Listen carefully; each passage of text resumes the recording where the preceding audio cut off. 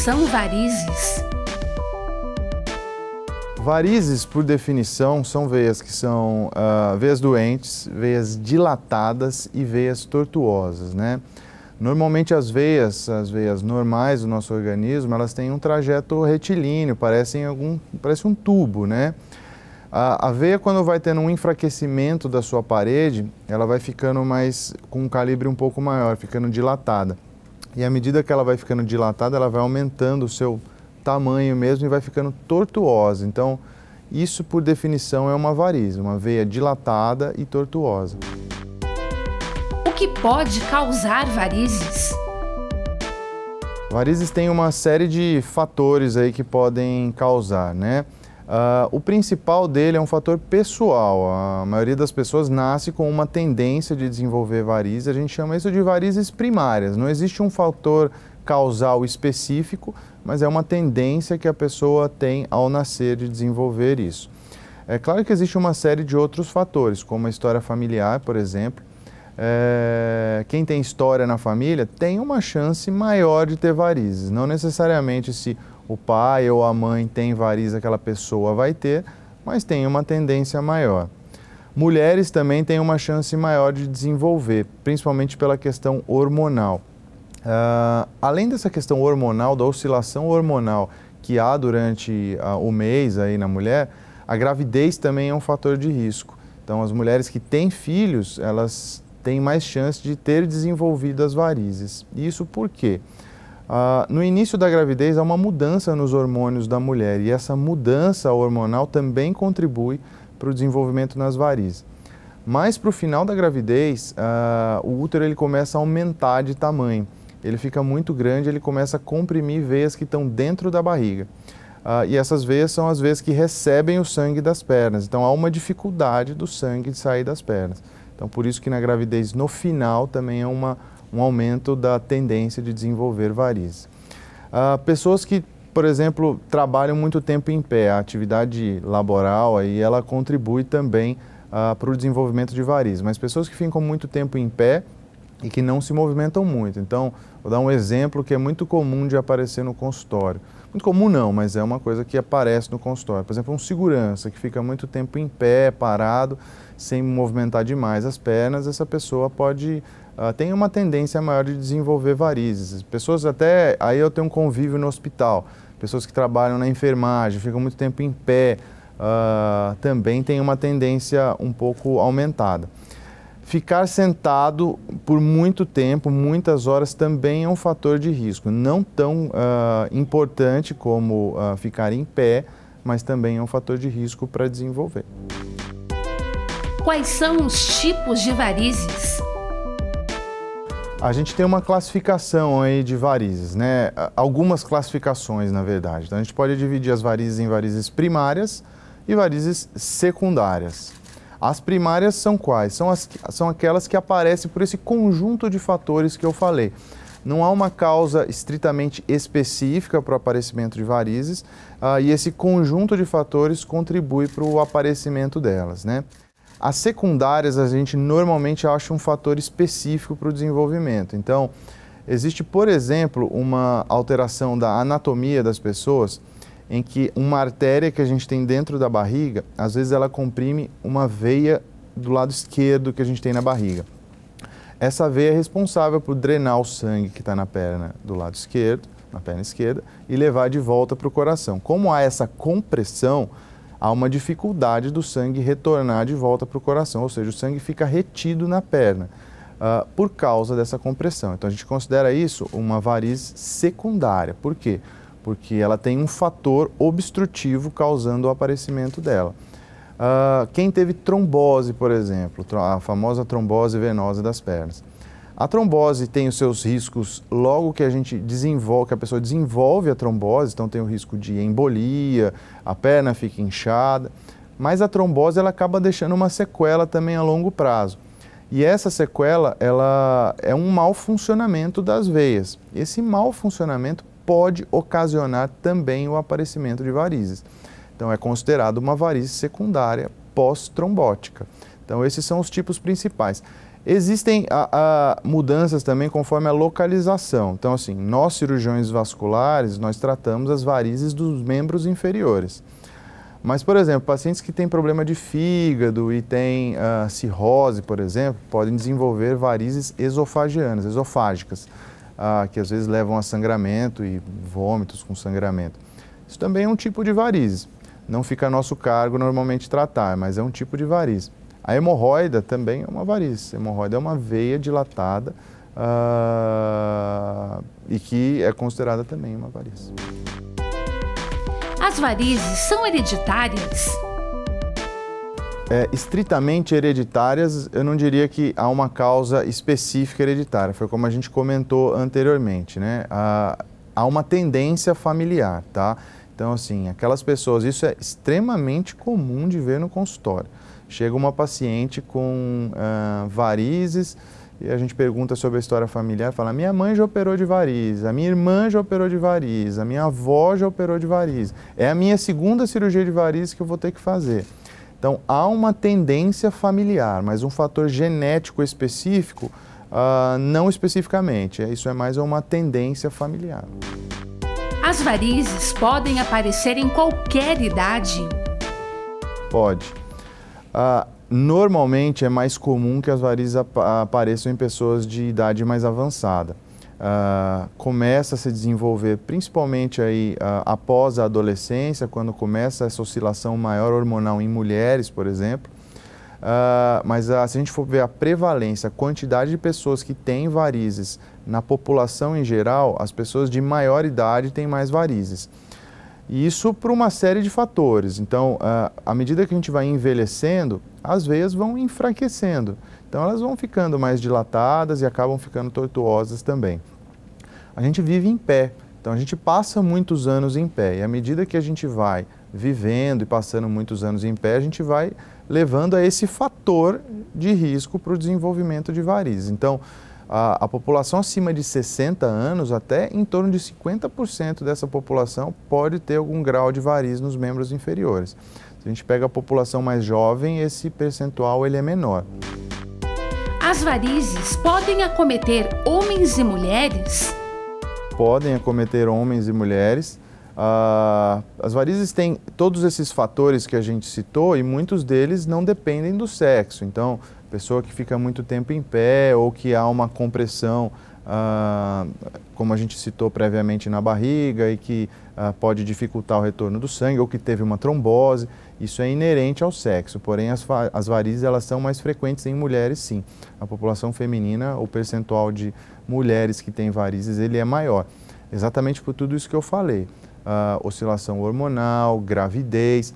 O anticoncepcional, ele também é um fator de risco porque é uma dose maior de hormônio que a mulher acaba tomando e o hormônio ele tem uma certa influência nesse desenvolvimento. O homem é muito comum da gente ver quando ele chega no consultório, normalmente ele chega com varizes mais avançadas. Porque as mulheres normalmente vão no consultório, muitas delas, né, por questões até estéticas. Então chegam com varizes pequenas, microvarizes, e a gente já vê que aquela pessoa tem uma tendência e segue um acompanhamento muito mais facilmente. Mas o homem, por normalmente não ter uma preocupação estética tão grande, quando ele chega no consultório, normalmente as varizes estão mais avançadas já. Então são varizes maiores, com um comprometimento maior, né? Os hábitos de vida podem influenciar no aparecimento das varizes? Podem, sem dúvida pode. Em parte, ficar em pé muito tempo faz parte do hábito de vida, né? Então, aquela pessoa que a profissão dela exige que ela fique muito tempo em pé, isso vai fazer com que ela tenha uma tendência maior de desenvolver varizes. Mas, por outro lado, existem hábitos de vida que podem ajudar a prevenir o aparecimento de varizes. A gente não citou previamente, mas a obesidade, por exemplo, ela é um fator de risco para desenvolver varizes. Por quê? Há uma dificuldade do sangue sair das pernas e retornar ao coração pelo excesso de peso, principalmente abdominal.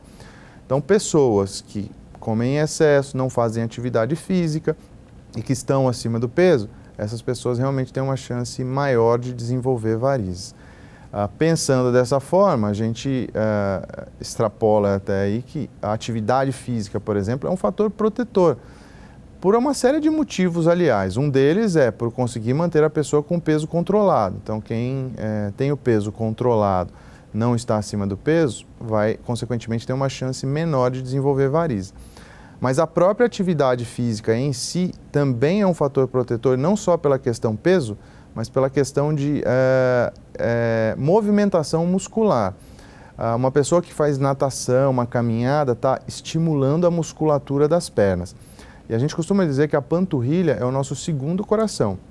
Ela, quando se contrai, ela contrai as veias também e, consequentemente, ajuda o sangue que está nas veias a ser bombeado das pernas de volta para o coração. Então, se você mantém uma atividade e mantém a sua musculatura em atividade, você faz com que o sangue saia com mais facilidade das pernas de volta para o coração. Quais são os principais sintomas das varizes? Varizes, normalmente, o que a imensa maioria dos pacientes chega sentindo nas pernas? Normalmente, não é uma dor de intensidade fortíssima, né? Normalmente é uma sensação de peso, cansaço, queimação, que normalmente vem principalmente no final do dia, pelo fato da gente ficar em pé e sobrecarregar as pernas, às vezes acompanhado de edema, inchaço nas pernas. Normalmente é isso. E quando a pessoa acorda, se não é algo muito avançado, a pessoa normalmente está sem sintomas e que eles vão piorando conforme o final do dia, conforme o dia vai passando, né? Existem outros sintomas que às vezes são atípicos, né? Então a gente pode até considerar que tem relação com as varizes, como cãibras, por exemplo, mas não dá para a gente ser taxativo de que esse tipo de sintoma tem relação específica com as varizes, e às vezes a gente tem que afastar outras coisas, mas também pode ser um tipo de sintoma. Como é feito o diagnóstico das varizes? O diagnóstico, primeiro, ele é ao exame físico do médico. Então, o paciente chega com esses sintomas, o médico tem que examinar o paciente. A gente examina normalmente o paciente em pé primeiro, porque quando a gente fica em pé, as veias ficam mais cheias de sangue, a gente vê as varizes com mais facilidade. Depois também examina deitado. E normalmente a gente precisa de um exame complementar para uma avaliação mais completa. Normalmente esse exame é o ultrassom com Doppler. É um ultrassom, como o ultrassom que a grávida faz, qualquer pessoa faz, com um recurso que é o Doppler, que consegue ver a circulação das pernas. Por que ele é importante? Para avaliar alterações mais internas. Então, a gente avalia uma veia que é muito famosa, que é a safena. Se a safena tiver alguma alteração, ela pode ser a causa das varizes.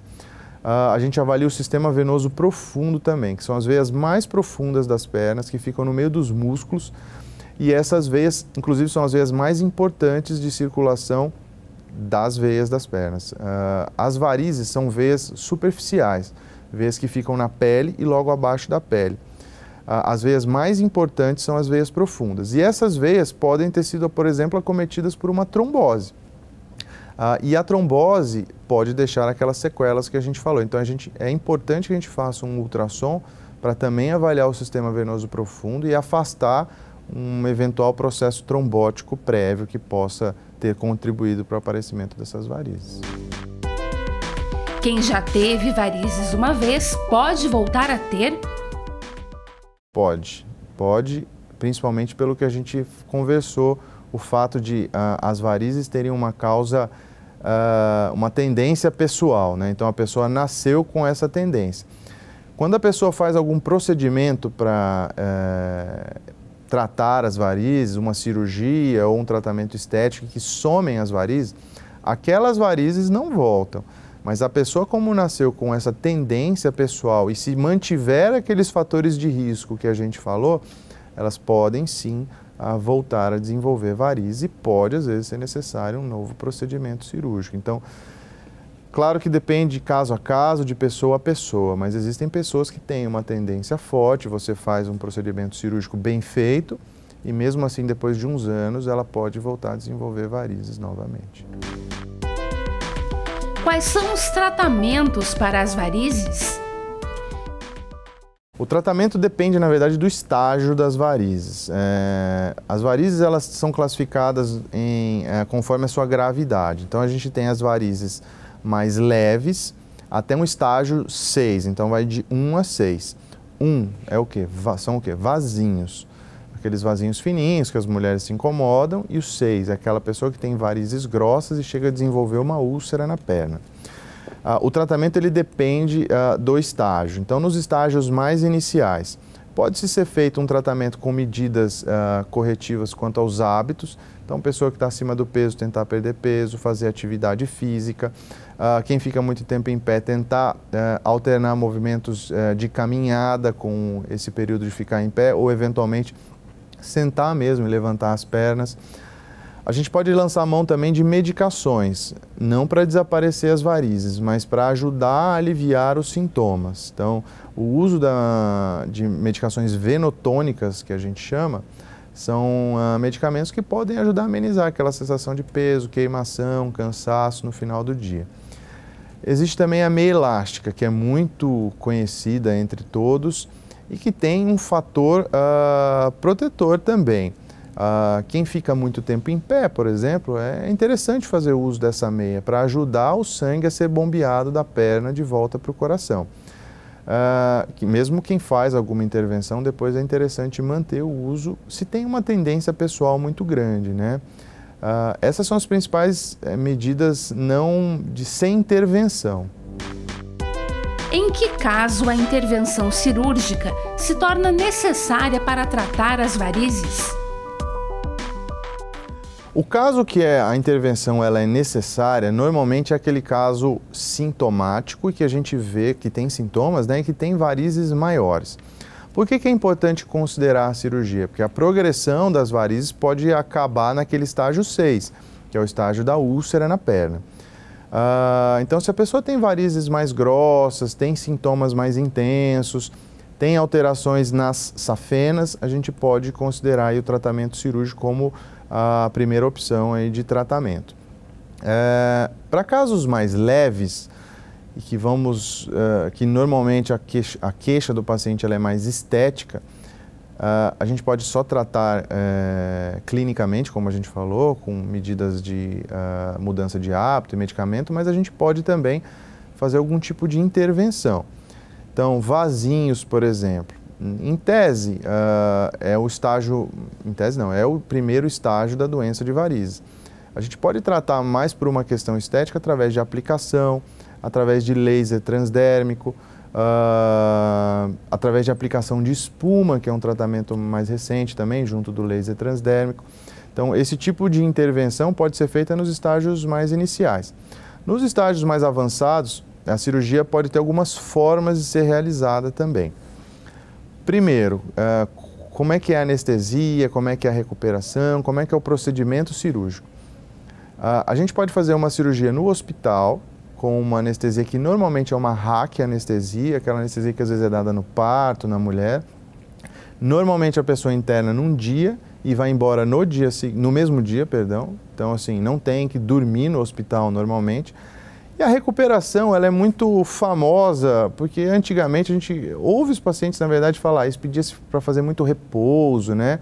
Mas atualmente não. Atualmente, assim, a gente orienta uma primeira semana com um pouco mais de repouso e uma segunda semana que a pessoa vai voltando à sua vida normal.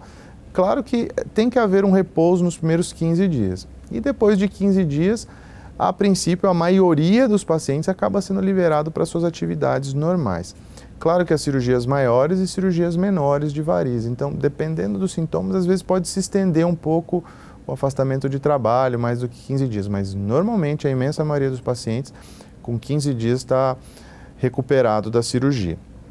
A cirurgia em si, como ela pode ser feita? Isso depende de algumas coisas. Por exemplo, se a gente tem alteração na veia safena ou não.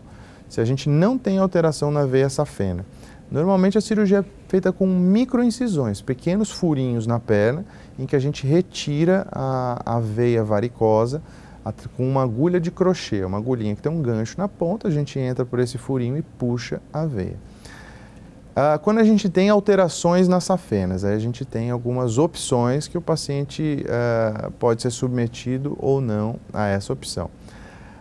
Se a gente precisa mexer nessa fena, a gente pode lançar a mão do tratamento convencional, em que a gente faz um cortinho pequeno no tornozelo e um na virilha e retira a veia safena por dentro da pele, puxando ela por dentro. E existe uma forma hoje mais moderna, que é o tratamento com endolaser ou radiofrequência, em que a gente entra com uma fibra por dentro da veia e ao invés de a gente arrancar a veia, a gente queima ela. Tem como grande vantagem esse tratamento a questão da recuperação imediata após a cirurgia. Normalmente os pacientes têm muito menos dor no pós-operatório e voltam às suas atividades mais precocemente. Ao longo do tempo ainda não se tem evidência de que um é melhor do que o outro. Tipo, daqui a 10 anos o paciente que fez cirurgia convencional ou fez a termoablação, que é o endolaser e a radiofrequência, não vai ter feito muita diferença. A grande diferença é no pós-operatório precoce, logo depois da cirurgia. Normalmente os pacientes têm uma recuperação melhor quando se faz com endolaser. Existem alguns casos também, falando mais um pouquinho só da anestesia, em que a gente pode não fazer com anestesia RAC, pode fazer só com anestesia local a cirurgia. E ainda assim, mesmo sendo feito no hospital, tomar um remédio, um sedativo para ficar dormindo durante a cirurgia e não precisar ser submetido a RAC. Mas esses são casos mais leves também, casos em que não tem alteração na safena e que são varizes menores. As varizes têm cura? Cura, infelizmente, não tem. Tem formas de se resolver as varizes, mas se a gente for pegar a palavra cura como sua definição específica, a gente não consegue curar, porque a pessoa que tem varizes, ela nasceu com essa tendência. A gente consegue resolver aquele quadro do momento. Então, a pessoa que chegou com muitas varizes ou com poucas varizes, o quadro tem resolução. A gente consegue melhorar bem, a pessoa voltar a ter uma atividade, uma vida normal, mas a gente nunca pode afirmar que essa pessoa nunca mais vai ter varizes. Então, a gente não pode falar que ela está curada, ela está resolvida daquele quadro.